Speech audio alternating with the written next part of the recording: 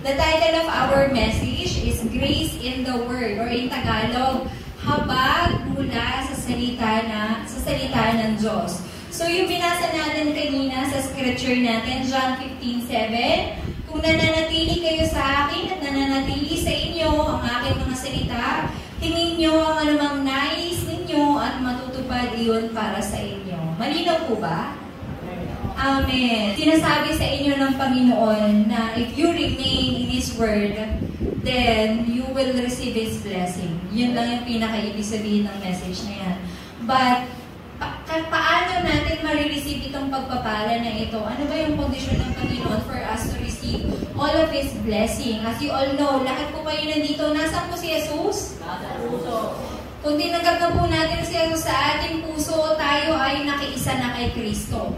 Ibig sabihin ito, we have all the authority na maunawaan itong message na ito. Kasi ang mga nakakaintindi lamang ng salitang ito, ng scripture na ito, ay yung mga nakiisa kay Kristo.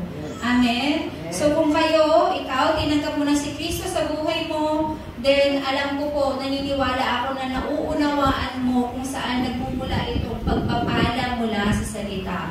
Dahil nakilala nyo si Kristo, at kayo ay na kay Kristo na, nagagawa nating malaman kung anong ibig sabihin ng tunay na panalangin at panalangin sa kaharian ng Diyos, kaya tayo ay nakakatanggap ng kasagutan. Kung na-enjoy niyo po si Kristo sa buhay ninyo, ibig sabihin nito, na-enjoy niyo po ang salita ng Diyos. Na-enjoy niyo po yung message natin every Sunday, yung pulpit message natin. Kaya nga po, ang title ng message natin today, Grace in the Word. Yung habag ng Diyos sa Kanyang salita. Sa salita po ng Diyos, dito ipinapabatid sa atin ng Panginoon kung paano natin ma-enjoy yung buhay natin bilang mga anak ng Diyos. As well as, itinuturo din sa atin ng Panginoon kung paano natin ma-enjoy yung panalangin na nakakatanggap ng kasagutan. Kaya po, kung gusto niyo tumanggap ng kasagutan mula sa Panginoon, isa lamang po ang nais ng Diyos. Enjoyin niyo ang Kanyang salita. Sinabi niya sa Mateo 6:33, seek His kingdom and righteousness. And lahat ng bagay na ito ibibigay sa inyo ng Panginoon. Amen? Amen. Ang Kanyang kaharian, ang Kanyang katuwiran, lahat ng pagpapala niya, matatagpuan niyo lamang sa Kanyang salita. Bakit po? Kasi ang salita po ay ang Diyos. Kaya yung sa ating introduction, yung message natin last week, ano po ba yung message natin last week? The life of a worshiper. Ipiniliwanag po sa atin ni Pastor Mark last week yung patungkol sa buhay ng mga tagasamba ng Diyos. Yung mga tunay na sumasamba sa Diyos, sila yung mga nakasentro sa salita, sa panalangin at pag-ebanghelyo. Ito ang tunay na sumasamba sa Diyos. Kung nakikita niyo yung sarili niyo dyan sa tatlong salita na yan, kayo po ay mga tunay na worshiper. Kung hindi pa, simulan nyo na. Bakit po? Kasi dyan tayo nagkakaroon ng connection sa Panginoon. Diyan mismo lumalapit sa atin ng Panginoon sa kadahilanan na yan. So, bakit ba tayo binigyan ng karapatan ng Diyos na mag-worship sa Kanya? Bakit po? Dahil ito lang ang tanging paraan. Ito lang yung tanging paraan para matanggap natin yung enjoyment na kasama ang Panginoon. Wala nang iba. Sinabi nga dyan sa John 1:14, siya ay bumaba dito sa lupa, nagkatawang tao, napako sa krus, namatay at muli nabuhay. Alam niyo pala very good kayo sa recitation. Di ba po? Bakit niya kailangan bumaba dito? Upang i-resolba yung problema na sinimulan ni Adan. Di ba po? Yung problema na nagmula kay Adan na napasa sa mga susunod na henerasyon at nakarating ito sa atin. Kaya naman ang mga tao ay patuloy na namumuhay na makasalanan, naghihirap, hindi makita ang tunay na kaligayahan. Kaya pinadala niya si Jesus sa atin upang maging tunay na pari-hari at Bilang tunay na hari, siya ang nagwasak sa pangyarihan ni Satanas. Bilang tunay na pari, siya ang naglinis sa ating kasalanan. Bilang tunay na propeta, siya ang tanging daan lamang natin patungo sa Diyos. At si Jesus lamang ang tumapos at gumawa ng lahat ng bagay na ito, kaya wala ng ibang Kristo kung hindi siya lamang. Amen po? Dahil ang ibig sabihin ng Kristo ay tagapagligtas. Siya lamang ang nakagawa ng misyon ng ikaliligtas ng sanlibutan. Kaya siya lamang ang Kristo. So, He finished everything, kaya tinatawag siyang Kristo. He also promised yung second coming. Sinabi dyan sa unang Korinto 15:3-4 na siya ay muling babalik. Tama po ba? Ano po yung sinabi niya dyan? Sapagkat ibinigay ko sa inyo bilang pinakamalaga sa lahat, ang tinanggap ko rin na si Kristo ay namatay dahil sa ating mga kasalanan. Tulad ng sinasabi sa kasulatan, inilibing siya at muling nabuhay sa ikatlong araw. Tulad din ng sinasabi sa kasulatan, siya ay nagpakita kay Pedro at saka sa 12 disipulo niya. So, nung nagpakita siya sa kanyang mga disipulo, itinuro niya ang patungkol sa kaharian ng Diyos. At nung bago siya umakyat sa langit, itinuro niya na siya ay muling babalik. Kaya naman po, tayong mga anak ng Diyos na naghihintay sa muling pagbabalik ng Diyos, kailangan nating mamuhay na sumusunod lamang sa Kanya. Amen? So, ito po yung kailangan nating maging buhay. So, paano tayo susunod sa Kanya? Diyan tayo papasok sa ating main topic. Number 1, a life that follows the Word. Kailangan natin magkaroon ng buhay na sumusunod lamang sa salita ng Diyos. Sinabi po dyan sa Genesis 12:1-4. Nasa na? Basahin nga po natin. Sinabi ni Yahweh kay Abraham, lisanin mo ang iyong bayan, ang tahanan ng iyong ama, at mga kamag-anak, at pumunta ka sa bayang ituturo ko sa iyo. Pararamihin ko ang iyong mga anak at apo, at gagawin ko silang isang malaking bansa. Pagpapalain kita at gagawin kong dakila ang iyong pangalan, at ikaw ay magiging pagpapala sa marami. Pakibasa po. Ang sa iyo ay pagpapala ay aking pagpapalain, at ang sa iyo ay sumumpa ay aking susumpain. Sa pamamagitan mo, lahat ng mga bansa sa daigdig ay aking pagpapalain. Amen? Hanggang 3 lang muna tayo. Amen? So, sinabi nga po dyan, patungkol kay Abraham. Di ba po? Sinabi niya, kung ikaw ay susunod sa aking salita, ano daw kung gagawin ng Diyos? Pagpapalain kita. Pero, ano po ba yung kailangan nating malaman sa buhay ni Abraham? Sino ba si Abraham? Para pagpalain ng Diyos. Sino ba siya? And, paano natin makikita yung buhay natin sa buhay ni Abraham? Sino ba si Abraham? Paano niya nalaman paano niya nakilala ang Diyos? Di ba po, katulad natin, paano natin nakilala ang Diyos? Alam niyo po ba si Abraham, siya ay pinanganak sa isang pamilya na sumasamba sa mga idols. Hindi lang yun, sila din, ang negosyo ng pamilya ni Abraham, sila yung gumagawa ng mga reluto. Sila yung gumagawa ng mga idols, mga Diyos-Diyosan. Ibig sabihin, sinumpa ang pamilya ni Abraham? Kasi nakasaad sa Biblia, isa sa 10 utos ng Diyos, huwag tayong gagawa ng Diyos-Diyosan. Pero ang pamilya ni Abraham, ito ang ginagawa. Kaya naman, bakit tinatawag ng Diyos si Abraham? Bakit pinili ng Diyos si Abraham kung si Abraham ay gumagawa ng isa sa pinakaayaw ng Panginoon? Tama ba? So, dahil pinili ng Diyos si Abraham, kahit na makasalanan ng pamilya ni Abraham, maging si Abraham, pinili pa rin siya ng Diyos. Anong sinabi ng Diyos sa kanya? Lisanin mo ang iyong bayan, ang tahanan ng iyong ama, at mga kamag-anak, at pumunta ka sa bayang ituturo ko sa iyo. Ano ibig sabihin nito? Ang Diyos ang lumapit kay Abraham. Imagine niyo yun kung gaano kahambol ang Diyos. Kahit na makasalanan tayo, kahit na madumi tayo, kahit na ginagawa natin yung mga ayaw ng Panginoon, He is the one na lumalapit sa atin muna.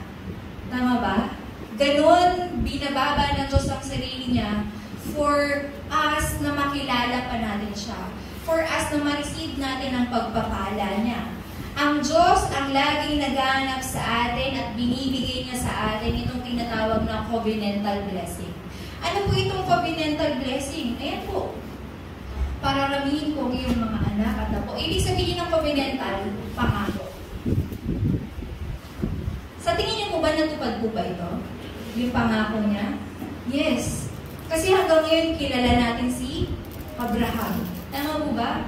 At tayo po ay mga nanggaling sa lahi ni Abraham. Pararamihin ko ang iyong lahi. Gagawin ko isang malaking bansa. Pagpapalain kita at gagawin kong dakila ang iyong pangalan. Tingnan mo naman yung next generation ni Abraham. Sino po yung next generation ni Abraham? Sino anak niya? Isaac. Sino anak? Jacob. Joseph. Imagine, lahat ng buhay ng mga disciple, ng mga anak ng Diyos na yun, na nagmula kay Abraham, lahat sila nagtagumpay. Bakit? Kasi nadala nila yung pangako na ibinigay ng Diyos kay Abraham. So, ipinapakita dito ng Diyos na kahit na yung history natin, yung background natin ay hindi maganda, when God promised you, tutuparin niya ito. Amen? So, ano po bang naging dahilan bakit pinagpala ng Diyos si Abraham kahit na yung pamilya niya ay hindi maganda yung background niya? Ano po ba yung meron si Abraham? Sabi dito, he believed and followed the covenant of Christ. Kaya sabi dun sa verse, sa verse 4, sumunod nga si Abraham sa utos ni Yahweh. Tama ba? Nilisan niya ang Haran noong siya'y 75 taon, sumama sa kanya si Lot. Anong utos ng Diyos dun sa verse 2? Ay sa verse 1? Lisanin mo ang iyong bayan, ang tahanan ng iyong mama at mga kamag-anak at pumunta ka sa bayang ituturo ko sa iyo. Sabi ng Diyos sa kanya, lisanin mo ang iyong bayan, hindi mo isasama ang kamag-anak mo. Lisanin mo din yung mga kamag-anak mo, pero sinama niya si Lot. Tama ba? Sinama niya yung kanyang asawa. This shows na kahit na sumusunod tayo sa Panginoon, may mga time na pumapalya tayo sa pagsunod sa Diyos. Tama ba? Sinusunod natin ng Panginoon, kaya lang may mga bagay na nagagawa tayo na hindi ninanais ng Panginoon. Ganito po ang tao. Kasi meron tayong original sin, kaya meron tayong normal na takot sa buhay natin. Takot tayo mag-isa. Takot tayo mamuhay mag-isa. Takot tayo sa maraming bagay. Kaya gumagawa tayo ng paraan ng pansarili natin kung saan tayo magiging komportable. Kahit na ito ay hindi inuutos ng Panginoon. Pero ano po ang importante dito? Kahit na hindi po sumunod, kahit na ilang beses na nag-fail si Abraham na sundin ang utos ng Diyos, pinili pa rin ng Diyos si Abraham. Ilang beses na tines ng Diyos ang pananampalataya ni Abraham. So, lumisan nga siya. Sinama niya si Lot. Dahil ito yung limitation ng tao. Lagi tayong may limitation. Tama ba? Even yung pagsunod natin sa Panginoon, laging merong limitation sa buhay natin. Kaya nga, importante na ma-overcome natin itong limitation na ito para matupad yung covenant ng Diyos sa buhay natin. Amen? Nakikinig ko ba? Akala ko wala kayo dito eh. Ayan. Tuparin natin ang pangako ng Diyos sa buhay natin by listening carefully to the Word of God. Kasi yung title ng message natin, Habag sa Salita ng Diyos. Kung hahayaan nyo na hindi marinig yung message natin today, sayang yung pagpapala. Hindi nyo marireceive. Diba? So, since we have this limitation, still, ang Diyos, tinutupad niya pa rin ang pangako niya sa atin. Binigay pa rin ng Diyos itong pagpapala na to sa Kanya. Next mo na yan. Ayan. Binibigay niya pa rin sa atin yung pagpapala niya. Ano yung mga pagpapala na yun? Yung tinatawag na 5 blessing. Covenantal blessing, representative blessing, because Abraham has become the representative. Siya yung naging man of faith. Diba? Siya yung naging father, ama ng pananampalataya. Siya yung naging isang modelo kung ano ang pananampalataya. Ikaw ba naman 7 beses or higit pa? Sa Bible kasi ang naka-record lang, 7 lang. Pero sabi ng mga pastor natin, maraming beses nag-fail si Abraham sa pananampalataya o pagsunod sa Diyos. Kaya siya tinatawag na ama ng pananampalataya kasi sobrang daming beses na tines ang kanyang pananampalataya. I believe kayo din po, araw-araw. Araw-araw tinitest yung pananampalataya natin. Susunod ako sa Diyos. Susundin ko yung sarili ko. Diba? Monumental blessing. Kung sinabi monumental blessing, talaga naman si Abraham kilalang kilala. And ang kanyang next generation, kilalang kilala, monumental. Diba? Source of blessing. Diba? Dahil itinuro niya sa kanyang mga anak ang pagpapala mula sa Diyos, ang pangako mula sa Diyos. Kaya naman lahat ng kanyang henerasyon ay naging pagpapala sa lahat ng bansa. Irresistible blessing. Ibig sabihin nito, wala silang choice kung hindi magtagumpay. Tanggapin ang pagpapala ng Diyos. Amen? Amen. At alam niyo po ba, lahat ng ito ay napasa sa susunod na henerasyon ni Abraham. Ibig sabihin nito, napasa ito sa inyo. Amen. Ang tanong, nagagamit niyo ba? Diba? Question yourself, nagagamit ko ba itong pagpapala na ipinamana ng Diyos? Pinangako ng Diyos kay Abraham? Kasi tayo ay nasa henerasyon ni Abraham. Ibig sabihin, we also have this 5 blessing. Diba? So, tignan natin yung sarili natin. Paano ba natin ito matatanggap, itong blessing na ito? Always rely sa salita ng Diyos. Lagi kayo mag-rely sa salita ng Diyos. And number 2, sabi dyan sa Luke 5:4-5. Pakibasa nga po. Next. Number 2 na tayo. Ayan. Pagkatapos niyang mangaral, sinabi niya kay Simon, pumalaot kayo at ihulog ang mga lambat upang manghuli. Sumagot si Simon, Guro, magdamag po kaming napagod, ngunit wala kaming nahuli. Ngunit dahil sa sinabi niyo, ihulog ko ang mga lambat. Kung tayo si Simon Pedro, maghapon na kayo doon sa laot, naghuhuli kayo, tapos paulit-ulit na kada angat nyo ng lambat nyo, wala kayong mahuli. Tapos malapit ng maggabi, uuwi na kayo, tapos dumating si Jesus. Hindi nyo kilala si Jesus, stranger siya sa buhay ninyo. Kasi bigla siyang dumating tapos sinabi niyo, hindi, ibaba mo ulit yan. Ibaba mo ulit yung lambat mo na yan. Ikaw pagod na pagod ka na. Ibababa niyo po ba? I doubt. Ibababa niyo po ba yung lambat niyo? Isang stranger lumapit sa inyo. Samantalang ilang beses niyo lang ginawa, wala naman kayong nahuli. Di ba po? Minsan ganun po tayo di ba? Lagi tayo nagda-doubt. Sinabi ng Diyos, manatili kayo sa akin. Tama ba? Manatili kayo sa aking salita at kayo'y pagpapalain ko. Pero madalas, lagi tayong nagre-rely sa mundo. Lagi tayong nagre-rely sa emosyon natin, sa pagod natin. Kasi ayaw ko na, pagod na ako. Tama na, dito na lang ako. Diba? Pero anong sinabi ng Diyos? Ano sabi niya? Pumalaot kayo at ihulog mo ang mga lambat upang manghuli. So, anong sinabi ni Simon? Sumagot si Simon, Guro, magdamag po kami napagod. Ngunit wala kaming nahuli. Diba? Nagreklamo pa. Madalas nagre-reklamo pa tayo sa Diyos. Ano sinabi? Huwag kang mag-alala. Pero ako, lagi nag-aalala. Ano tawag doon? Nagre-reklamo ka. Tama ba? Nagre-reklamo tayo. So, anong ginawa ni Simon? Ngunit dahil sinabi niyo, ihulog ko ang lambat. Wala naman masama. Ihulog ko na lang. Sabi mo. Di ba?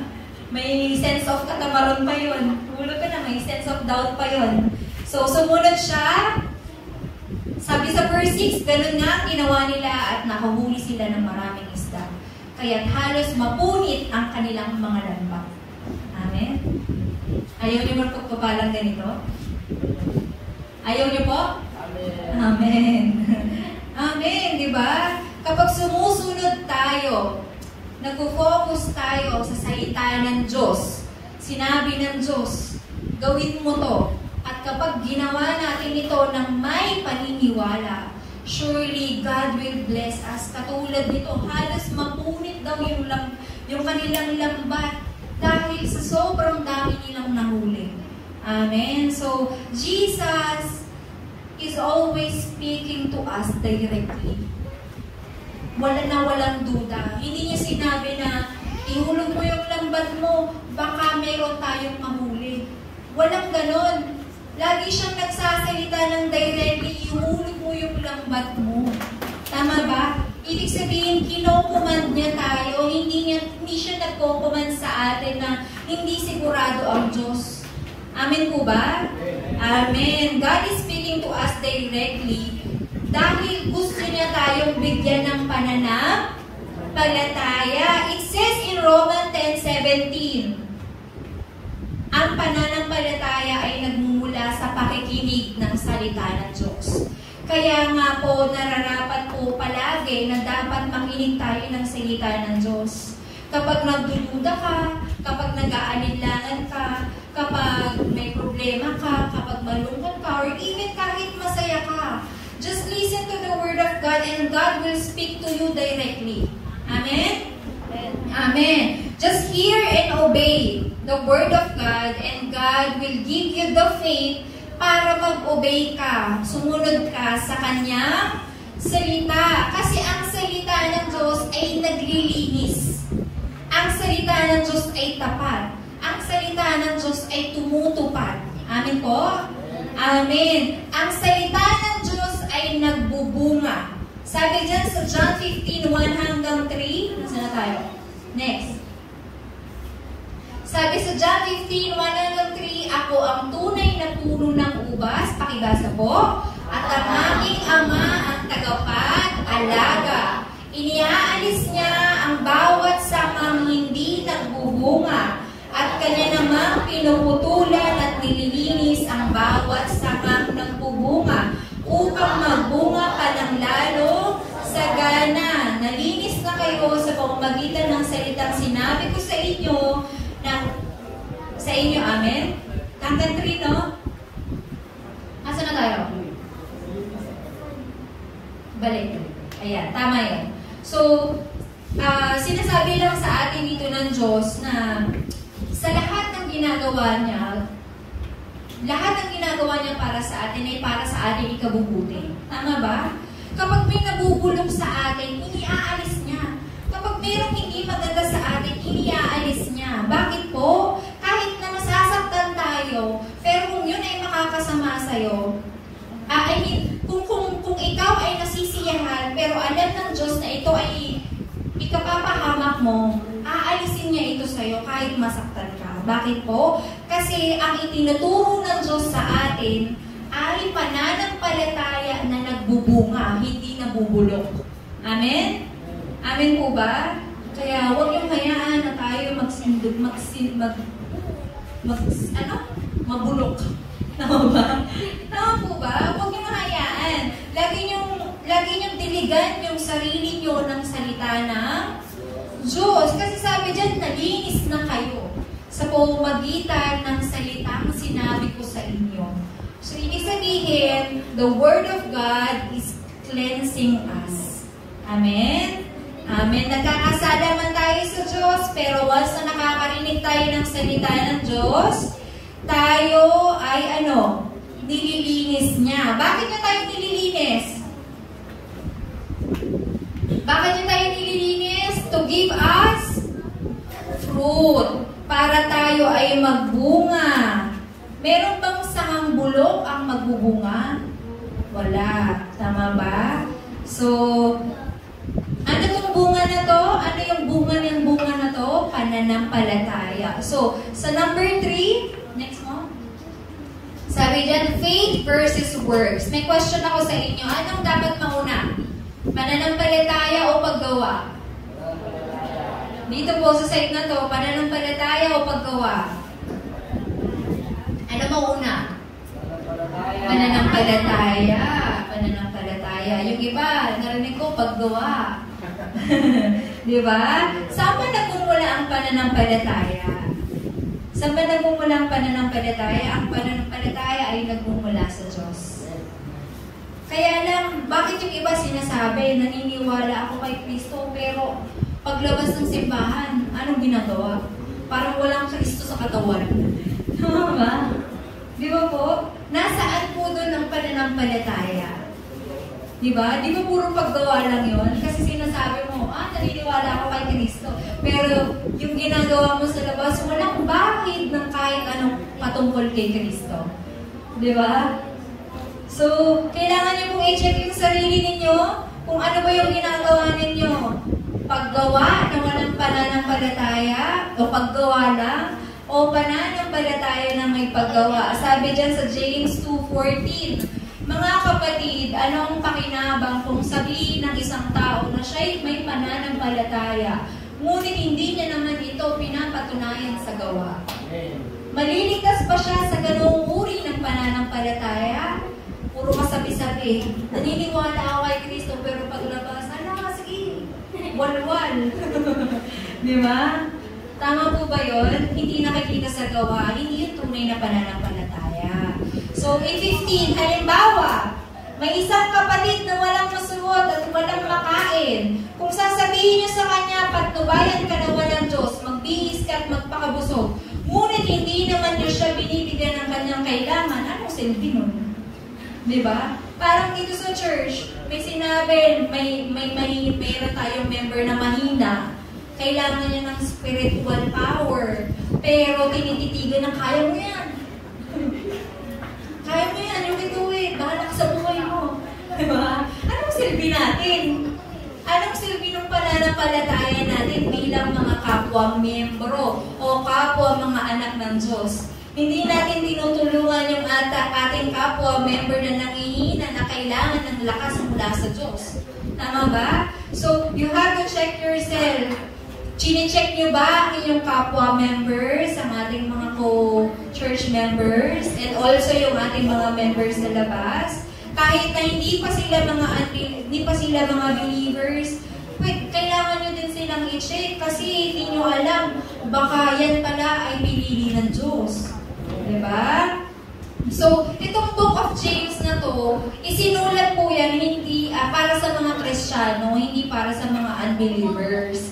Kaya, importante na chine-check nyo ang bawat isa. Amen po? Amen. So, sabi sa 17, gayon din naman, patay ang pananampalatayang walang kalakip na paggawa. If you say na you believe in Jesus Christ, then your mission is to proclaim the gospel.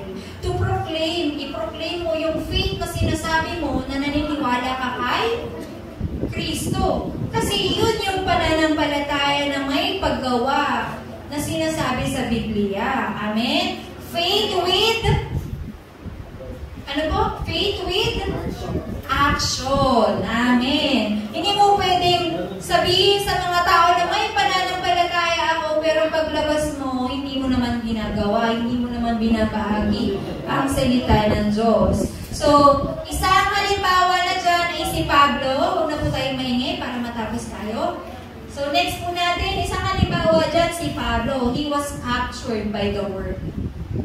Dahil sa kanyang pananampalataya, napakadaming problemang pinagdaanan ni Pablo. Bakit? Kasi ang mission ng mga anak ng Diyos, of course, when you receive the word, you have to proclaim. Yan yung faith with action na tinatawag. Si Pablo, napakadami niyang pinagdaanan, dumating siya sa point na halos ipapatay siya. Tama ba? Kasama ng kanyang mga kaibigan, dumadating sila sa point na natatakot na sila. Kasi, whenever they proclaim the gospel, maraming kalaban. Diba? Noong mga time na yun, pinoproclaim nila Pablo, nila Timothy, ang salita ng Diyos sa mga Hudyo. Tama po ba? Sa mga Jews. Sinabi ng Diyos sa kanya, huwag kang matakot. Sinabi ng Diyos sa kanya, huwag kang matakot when you are proclaiming the gospel. Because maraming mga bagay ang inihanda ng Diyos for you just to proclaim the gospel. Amen? Amen. So, sabi dito, when Paul was captured by the word, nung mga time na nagkakaroon ng problema si Pablo, dito pinapakita ng Diyos na kapag pinapangaral natin ang salita ng Diyos, kumikilos ang Panginoon. Dito pinapakita ng Diyos ang kanyang habag. Pag sinabing habag, awa. So, dito rin niya pinapakita yung tinatawag na grace o habag ng salita na patuloy na dumadating sa mga anak ng Diyos. This is God's absolute sovereignty. Pag sinabing absolute sovereignty, pagkahahari ng Diyos, walang makakapigil sa mga anak ng Diyos na nagpo-proclaim ng kanyang salita. Wala kayong ibang choice kung hindi magtagumpay. Kahit na manganib ang buhay ninyo, kayo ay magtatagumpay.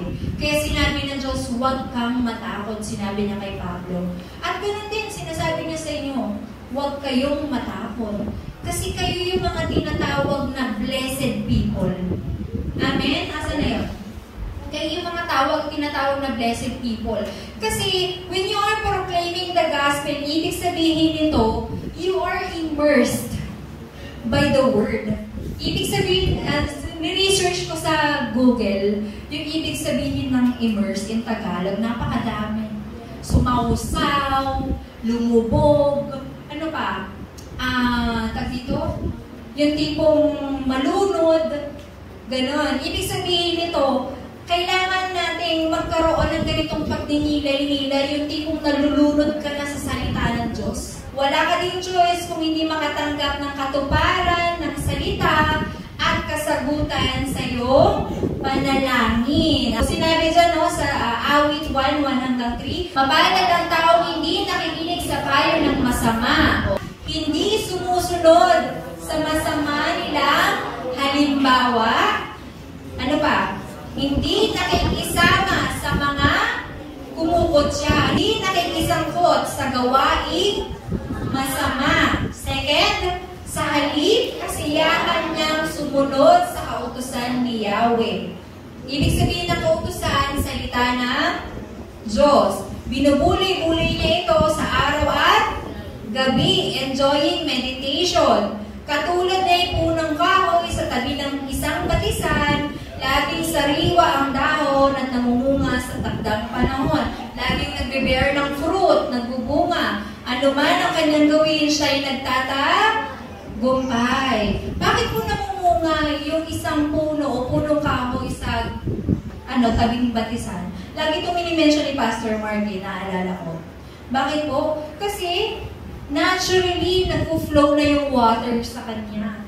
Naturally, may kinakain na siya, may naiinom na siyang water, meron ng direct sunlight. Same thing, ganun din po tayo. Kapag tumatambay tayo lagi sa salita ng Diyos, di ba? Ang ganda ng word, tumatambay. Yes, di ba? Kapag tayo'y nananatili sa salita ng Diyos, sumusunod tayo sa salita ng Diyos, wala tayong choice kung hindi magbunga. Amin po? Kahit na nakakagawa tayo ng kasalanan, kahit na minsan nagkakaroon tayo ng hindi pagtitiwala, nagkakamali tayo, naghihirap tayo, pero sa loob po ng mga yan, tinutulungan tayo ng Diyos na ma-realize yung kanyang plano sa ating buhay. Amen po?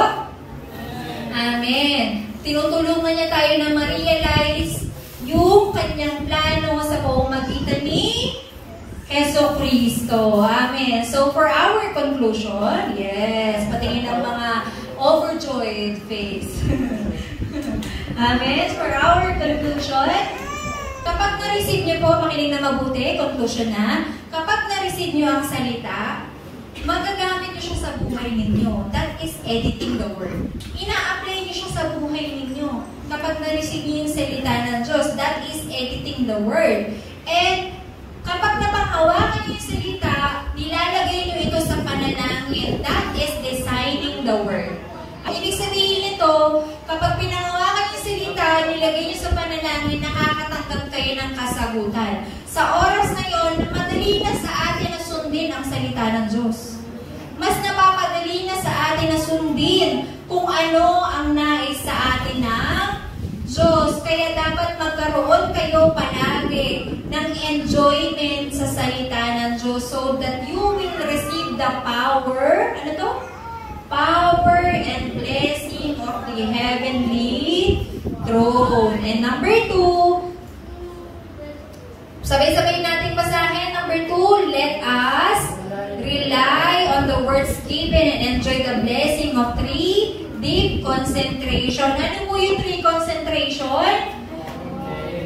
Morning, day, and night. Ibig sabihin, sa umaga, panghawakan ng salita.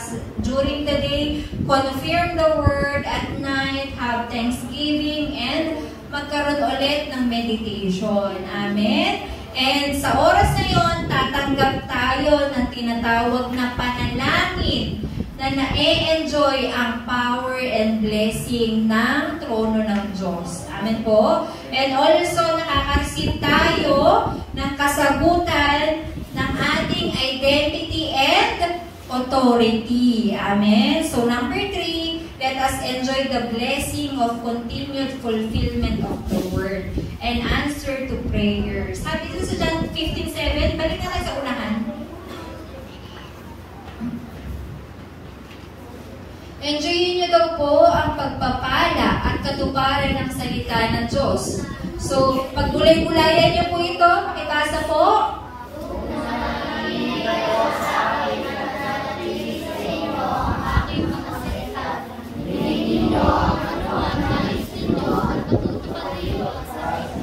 Amen. Amen. So, enjoyin nyo lang po. Let us all only rely on the Word. Dun sa grace ng Word ng Panginoon.